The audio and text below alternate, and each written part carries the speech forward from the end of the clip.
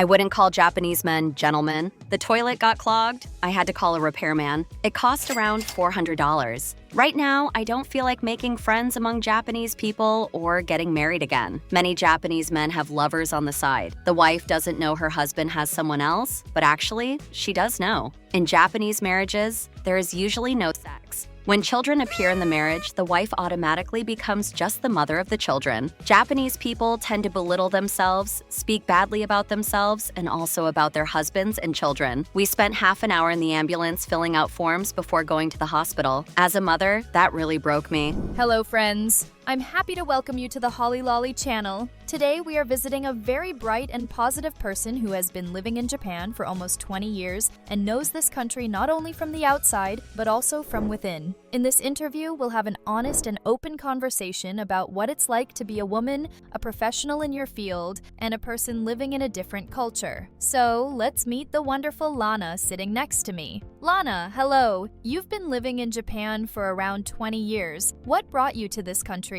Please tell us how it all began. Hello, Olga. I'm also very happy to talk with you, and not only with you, but also with your viewers. I know you have a very interesting blog, and you're doing a great job. I'm truly happy to see you. I genuinely like you as a person. Olga used to be my client, and I've known her for about 3 years. She's also a wonderful, bright person, and I'm doubly pleased that we've met now to simply talk and share our thoughts and experiences. My journey with Japan began when I started learning Japanese at university, because I always wanted to do something others weren't doing. I love unusual things and like being different from others. Everyone around me was studying English, French, or Spanish, but I wanted to learn how to read those mysterious Japanese characters. That was the only reason at first. Later, I made many friends in Japan, and I started visiting just to spend time. During one of those visits, I met my future Japanese husband, whom I later married. We were married for 16 years. I'm curious, if we compare you in your first year in Japan, when you were still seeing things through rose-colored glasses, and now, 20 years later, is there a contrast? Or does Japan still hold the same charm for you? I imagine things must have changed a bit. Of course, when I first moved to Japan, for the first few years, I did have rose-colored glasses on. And really, when we're young, we see life in a completely different way.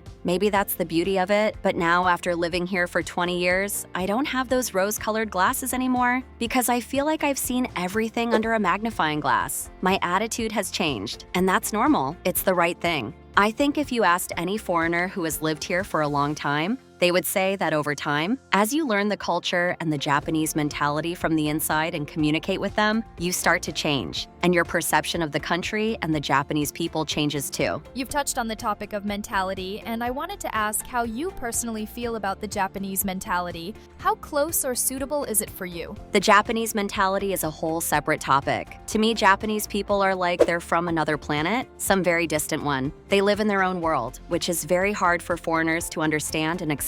You might be able to understand it, but to truly accept it and live like they do is extremely difficult. Can you give a specific example? For instance, someone watching might be dreaming of moving to Japan and doesn't quite understand what Japanese people are really like. I always try to give examples. When I first came to Japan, I thought they smiled so much because they genuinely wanted to, not because they had to. I used to wonder why people back home don't smile on the streets. But then I realized that their smiles aren't always sincere. Sometimes you might do something wrong, and they'll point it out in such a way that you end up feeling ashamed and guilty. Maybe you can share examples like that so viewers can better understand how their mentality differs from ours. The biggest downside for me is that they have very different views on family relationships. In our mentality, feelings for your partner, love, and mutual affection play a very important role in marriage and relationships. For the Japanese, that's not really the case. For them, marriage is something, in my opinion, emotionless, more like a structure where the wife is first and foremost the mother of the children. She raises them, takes care of their education, and is also a housewife. And the husband is the one who earns the money. In principle, that's fine, but for our mentality, such relationships really lack love. Marriage and feelings are two completely separate things. So for Japanese people, things are more pragmatic and based on calculation rather than emotions like in our culture?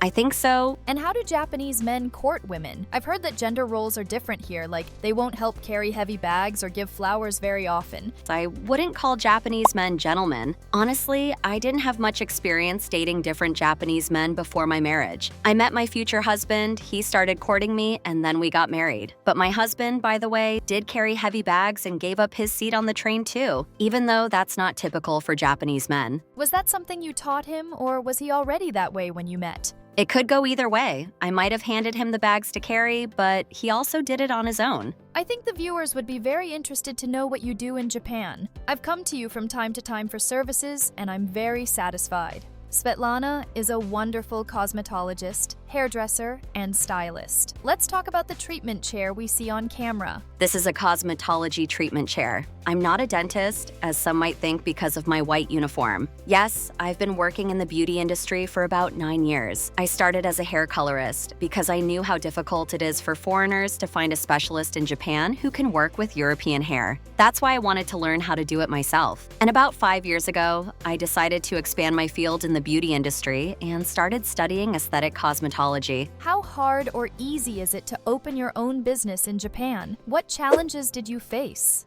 I think the main thing is the desire, and basically, opening something is not that difficult, especially if you're registering as a sole proprietor. That's actually very easy. It can be done in one day. In one day? I'm shocked. We tried to get internet set up in our apartment, and we waited almost half a year just for a technician to come and check if it was even possible to install. I thought you were going to say it took a year to open your business. That only applies to being a sole proprietor because you just go to the tax office, fill out a specific form, and in 10 minutes you're registered. But if we're talking about opening a different kind of business, like a joint stock company or something more serious, then it takes a lot more time. I don't even know how long exactly because you need to gather a ton of documents. Japan is really bureaucratic, and you probably would have to go through 100 circles of hell to get approval for anything. And of course, you need a certain amount of capital. And how hard is it to deal with everyday household issues here? In my opinion, it's a bit difficult, but fortunately, I don't often have to deal with household problems. But if something breaks in the house, I need to call the management company that I rent the place from, explain the issue, and then they schedule a day when a technician can come to fix it. That can take several days, but if it's urgent, it will be expensive, but someone can come the same day. There was a funny story, not in this apartment, but in the previous one where we lived, when my older son was still little. He somehow managed to throw a toy from a Happy Meal into the toilet. It got lodged deep in there, and we had to call a repairman. That was about 10 years ago, and just to get the toy out cost around $400. That was the most expensive Happy Meal of my life, so I'm honestly scared of any breakdowns in Japan because they can be very costly. In your opinion, how much money does a foreigner need to survive in Japan? How much should someone earn per month to cover rent and food?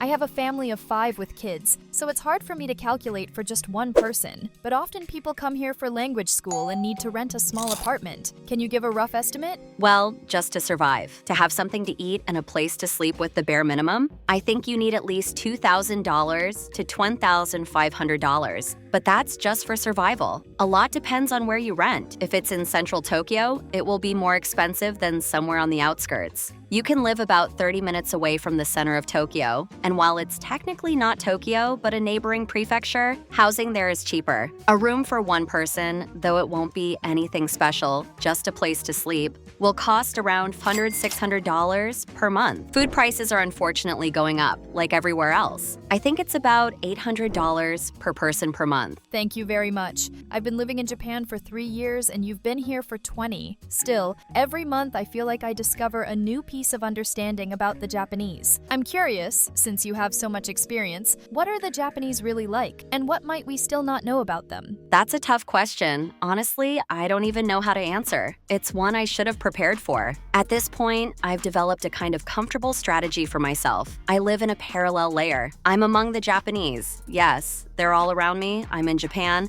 but I try not to interact with them much. I currently don't feel the need to make friends with Japanese people or to get married again. I interact with them only when it's necessary, and I'm very comfortable living this way. So am I right in understanding that you can't fully become part of Japanese society? That you're still seen as an outsider and you can't fully integrate? Or did you have a period where you did try to integrate but realized it just wasn't for you? It's not that I can't integrate, I just don't want to anymore. I like feeling like a foreigner in Japan. I like not being like everyone else. I still consider myself quite young, of course, but already seasoned with experience. Have you ever had situations where Japanese people thought you didn't understand the language and talked about you in front of you? Unfortunately, I haven't had situations like that. It would actually be interesting if I did, but there are these absurd moments when you start speaking Japanese to a Japanese person and they reply in English. I always wonder, can't they see I speak Japanese well? Why do they keep answering in English? But Japanese people often assume that all foreigners only speak English, so they try to use it. Many say it's really hard for foreigners to make Japanese friends,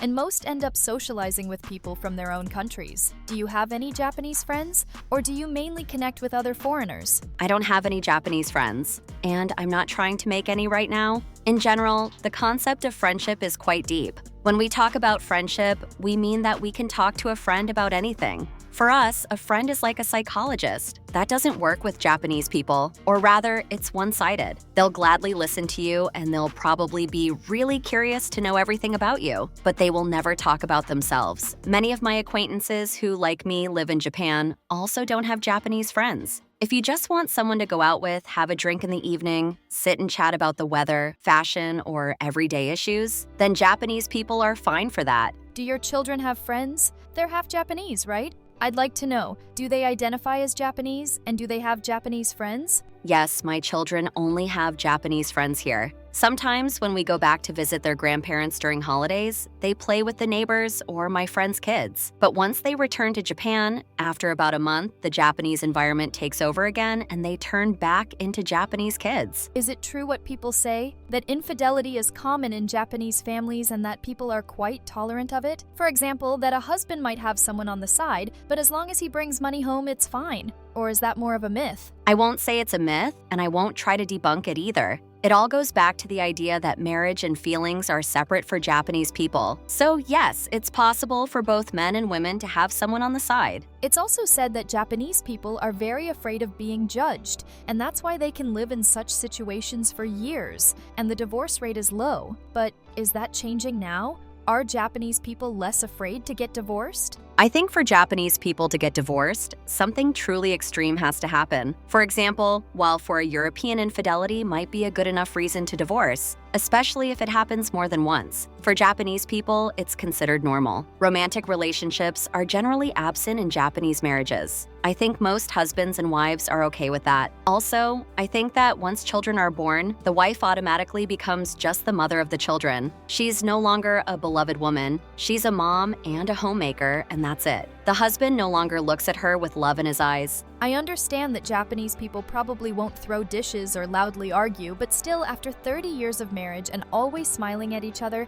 the negativity must build up. How do they release it? Japanese people are very reserved. Just like in friendships, they don't know how to open up emotionally in marriage either. It's not acceptable to express emotions, but emotions don't just disappear on their own. They build up and then come out somehow. Sometimes, while walking down the street, I hear shouting. It's rare, but it happens. And that's when I realize that Japanese people can argue too, even though the stereotype is that they're quiet and polite. Why don't they argue much at home? I think it's because they're not capable of discussing problems. At least, in my experience, that never happened. That's why there were no arguments, because there was nothing to talk about. No dialogue. It seems to me that since Japanese people can't express emotions at home, psychologists should be the most needed profession here, so people can at least express their feelings somewhere. But even that isn't common in Japan. Why do you think that is? Yes, I absolutely agree. In Japan, it's not common to go to a psychologist, and there aren't many psychologists. I had an experience more than 10 years ago when I was in a very difficult life situation and I went to a Japanese specialist. After an hour, I didn't hear anything deep or insightful, just that I was a good wife and mother and that I should praise myself more. Everything was very superficial. I left feeling like I had completely wasted my time. How do Japanese people generally treat Hafu children?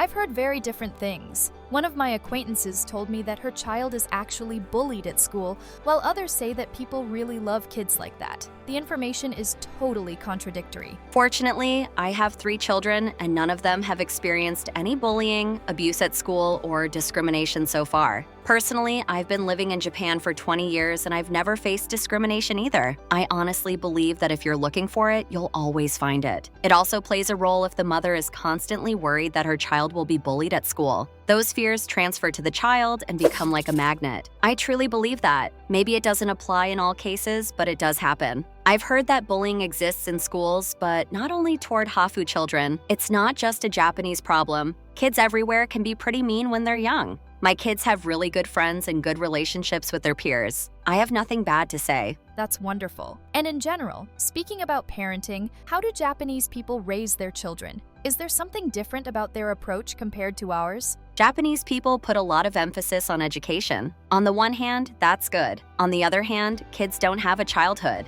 In my opinion, regular public schools don't provide enough education or the knowledge required to enter a university, for example. So children, starting from first grade, go to another school after regular school, like supplementary classes. They study the same subjects taught in regular school. As a result, the child is overloaded with regular school, additional classes, and homework, and they just don't have time for themselves. And that's really important for kids. Someone once told me that to avoid standing out, mothers in Japan tend to downplay their children's abilities a bit. Is that true? Yes, it's true. It's part of their culture. To humble themselves a little, they might downplay things about themselves, their husbands, or their children. Why do they do that? It's considered polite. It's cultural. You'll never hear a Japanese person say that their child is the best. What do you think about healthcare in Japan? I ask a lot of people, and they all give different answers. Some praise it a lot, others are very disappointed. What's your take? Fortunately, I don't have to go to the doctor very often. But in general, my opinion of Japanese medicine isn't very high. I think it's very hard to find a really good doctor in Japan. Sometimes you go to the doctor, explain your problem, and often they just tell you everything is fine.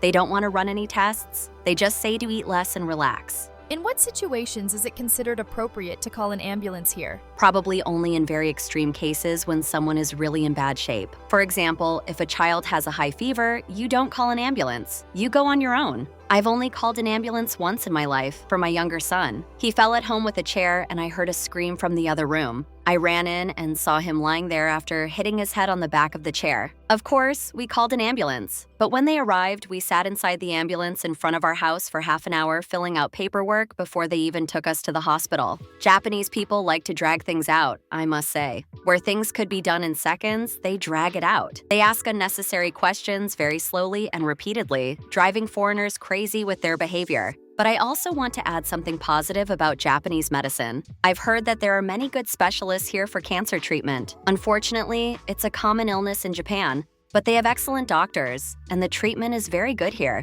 Do you ever regret your decision to move and live in Japan? No, I don't regret it. I don't regret anything that happens in my life. I just take everything as a good experience. And when I think about it, I realize I still can't change anything anyway. And I'm happy now in the state and place I'm in, and I believe I'll be even happier. That something good will definitely happen in my life. I don't know if I'll spend my whole life in Japan because honestly, I don't see myself here 20 years from now. I'd probably like to move away because of the Japanese mentality. I don't feel completely comfortable here, but for now, it's fine. The main thing is not to regret the past. Thank you so much. Thanks to you too, Olia. It was a real pleasure talking with you. Thank you, same here.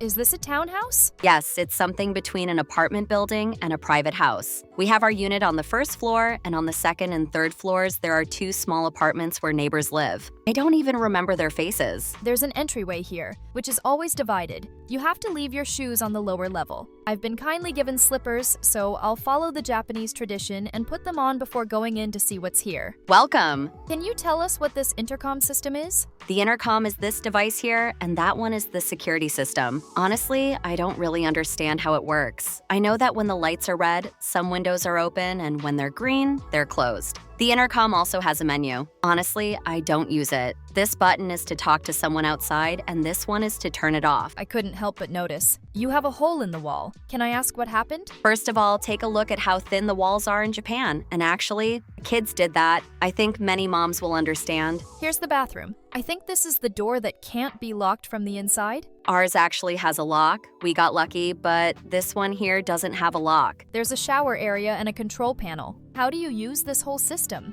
First, there's ventilation, a dryer for clothes if you need to dry laundry, and heating. Like in winter, you can warm up the air in the bathroom. Is it true that you have a fancy washing machine that can use warm water too? Ours only uses cold water. Standard machines usually wash with cold water only, but this one can use warm water. But if you wash with warm water, it takes about 3 hours. That's really long. And what's this door here? Is it a storage space? Is there another door inside? Yes, I won't say it's a door to a parallel universe. It's not. It's a door to the shared staircase. The light here is motion activated. It leads to the shared staircase, but we don't use it. Here's the toilet, and I remember the door opens in an unusual way. Look at this elegant poster. You can't ignore it. This is a standard Japanese toilet with seat heating and various functions. I was surprised by the little sink when I first came to Japan, but now I find it strange when it's not there. Here's the living room, and the bunny. So cute. Is it expensive to take care of a rabbit? No, not at all. You can pet him, but he might twitch a little. It's so soft here. Is this a special kind of carpet? No, it's a regular carpet for one season. I put it down for winter. It's more like a disposable one. I know there are carpets with built-in heating. Yes, there are, but I don't use them. It's very spacious here. Very cozy, very lovely. Thank you. I like having beautiful things around me. I love flowers and all kinds of little pictures. That's common in Japanese apartments. It looks like a wall, but it's actually a door. You can open it here, and there's a bedroom behind it. The rent for this kind of apartment is around $200 a month, and it's about 70 square meters. We have a small apartment, and it's just impossible to keep it tidy. There's simply nowhere to put our stuff. We also have hamsters, but the rabbit gets all the attention. She's a girl. She just sleeps and eats all the time. Her schedule is very repetitive, completely calm. And over here is our crazy little guy. He's a bit unusual, a bit anxious. He's always digging something or chewing on something. He even started chewing a hole here, so I had to cover it. My own unique invention. You have 3 kids and 3 pets. Does each child have their own pet, or was it just a coincidence? No, I got the rabbit because I really wanted one. I'm allergic to cats and dogs, and besides, they're not allowed here. But rabbits are hypoallergenic and large enough that it feels like having a cat. And the hamsters belong to my eldest daughter. Here's the bedroom, also very cozy. And that wall leads to the kitchen, right? Yes, you can open it from there, but there's no need. When I come back from visiting my parents after summer break, it always feels like everything here is so small and narrow, but you get used to it. Even though their apartment isn't much bigger, maybe about the same square meters, their hallways are wider and the space feels more open. My 2 sons live here. One is 18 and the other is 12. Please like, subscribe to the channel, and see you in the next videos. Bye!